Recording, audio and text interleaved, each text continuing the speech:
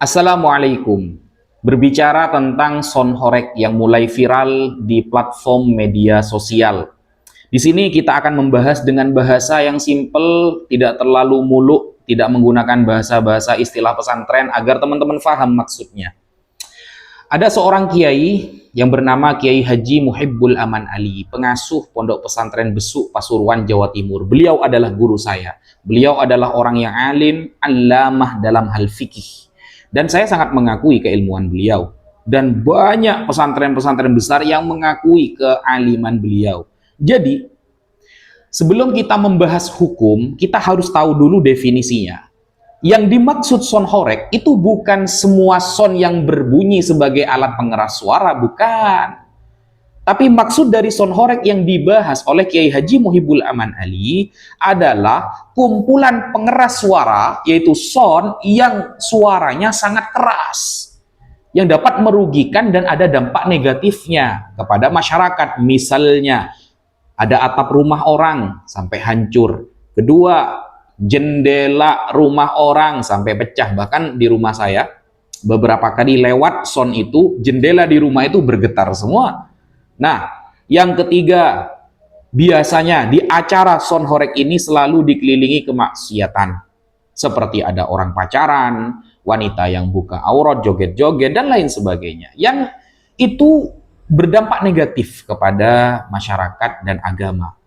Jadi ulama itu tugasnya memang menghukumi, membahas sebuah hukum, istinbatul hukmi, menggali sebuah hukum. Nanti hukum ini kira-kira ketika lebih banyak mudorotnya, lebih banyak bahayanya, lebih banyak merugikan kepada masyarakat, maka hukumnya akan haram. Nggak perlu sound sebenarnya. Kita berteriak tengah malam mengganggu orang yang tidur itu haram, apalagi sound sekeras seperti itu. Nah, sebenarnya saya juga heran kepada sebagian tokoh, gus ataupun kiai, siapalah itu, yang justru mendukung secara mutlak sound tersebut.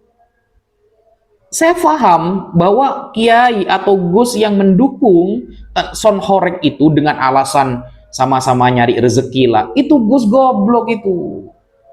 Nggak paham ilmu fikih dia.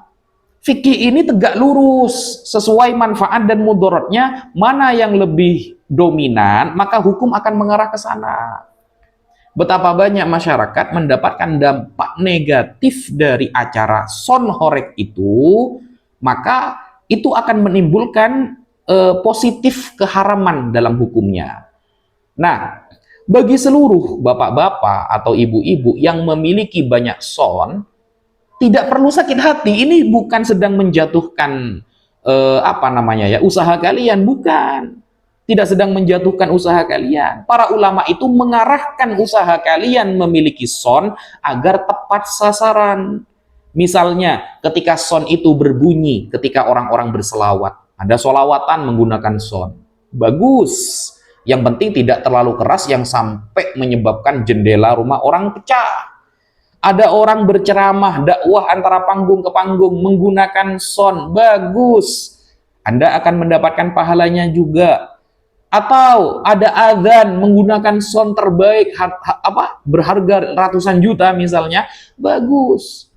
Makanya kemarin ketika Kemenak Gus Yakut mempermasalahkan suara adzan karena mengganggu orang-orang Nasrani, itu kan lucu. Suara adzan mengganggu orang-orang Nasrani, dipermasalahkan. Tapi kenapa dalam masalah sound horeg dia diam? Bahkan menghilang di dunia nyata, kan begitu. Nah, ini adalah pembahasan hukum yang pakarnya atau bidangnya adalah para ulama. Yang berhak membahas ini adalah para ulama. Para ulama tidak sedang menjatuhkan usaha orang lain, tidak. Ingin mengarahkan kepada yang lebih baik. Seharusnya sound itu, pengeras suara itu untuk kebaikan-kebaikan yang dampaknya positif kepada masyarakat. Tidak kemudian dengan pengeras suara yang sangat nyaring, bahkan over, dapat merugikan dan dampaknya negatif kepada masyarakat. Seperti itu Islam cara menghukumi. Maka di sini kita tidak perlu bertengkar, kita tidak perlu berselisih faham, apalagi ada sebagian orang yang menentang Kiai Haji Muhibbul Aman Ali hanya menggunakan logika. Kenapa kamu kok mengharamkan sound? Kamu emangnya pernah mati? Kamu emangnya tahu kalau itu haram? Ini kan bahasa-bahasa yang nggak ilmiah sebenarnya.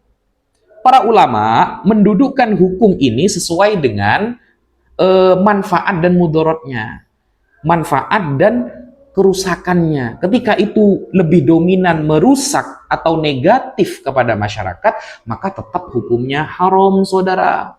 Kita baca Al-Quran tengah malam mengganggu orang yang tidur itu saja bisa berdampak haram. Apalagi son yang lagunya mengandung unsur-unsur kemaksiatan. Maka seharusnya bagi seluruh teman-teman yang memiliki son pengeras suara, bergabunglah dengan para ulama, para asatid, dan para tokoh masyarakat agar pengeras suara itu bernilai pahala, agar hasil dari itu juga bernilai keberkahan. Saya punya saudara, dia punya son yang sangat banyak, tapi arahnya kepada kebaikan, arahnya kepada pengajian, majelis-majelis ilmu, sehingga hasil yang didapatkan juga barokah. Atau kepada hal-hal yang berbentuk pengumuman yang wajib atau yang sunnah yang berkaitan dengan negara, kan bagus. Jangan kemudian azan dipermasalahkan tetapi sonhorek malah gak ada suaranya.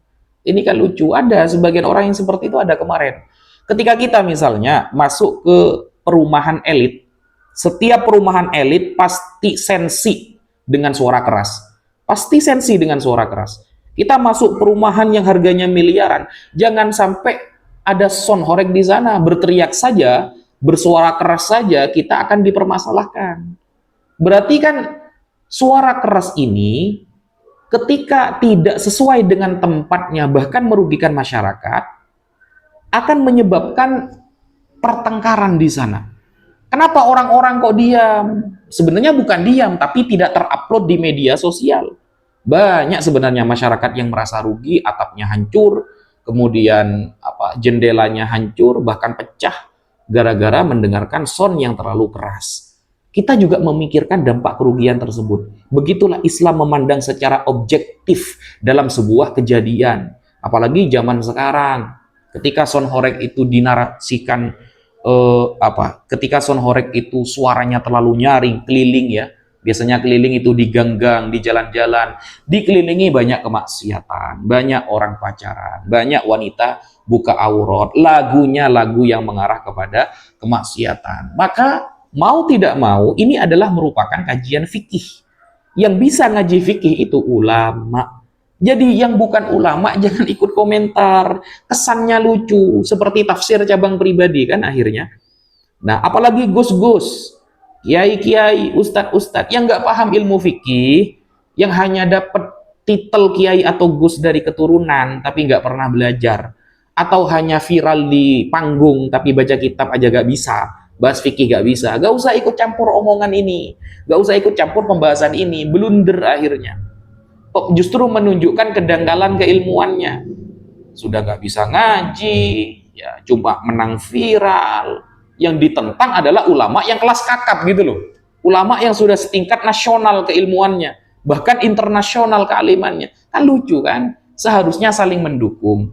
Bagi bapak-bapak, bapak bos-bos yang memiliki banyak son, itu ulama tidak sedang menjatuhkan usaha panjenengan, usaha kalian, tapi sedang mengarahkan bagaimana semestinya kalian berbisnis dengan son tersebut. Maka arahkanlah kepada kebaikan. Kita sesama umat Islam yang kiblatnya sama, Al-Qur'annya sama, sholatnya juga sama, semuanya sama, maka harus saling menguatkan, bukan saling menentang kepada para ahlinya.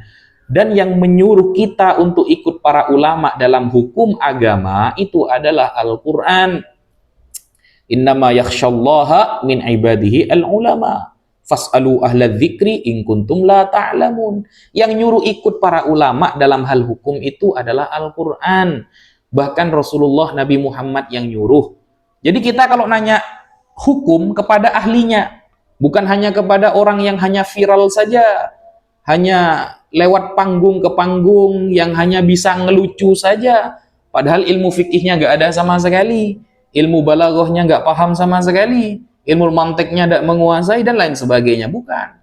Tapi kepada para ahlinya di antara para ulama. Itu yang harus kita jadikan rujukan. Siapa yang memerintahkan seperti itu? Rasulullah. Al-ulama warathatul Anbiya, para ulama adalah pewaris para nabi. Mungkin itu yang bisa saya sampaikan, kurang lebihnya mohon maaf. Wassalamualaikum.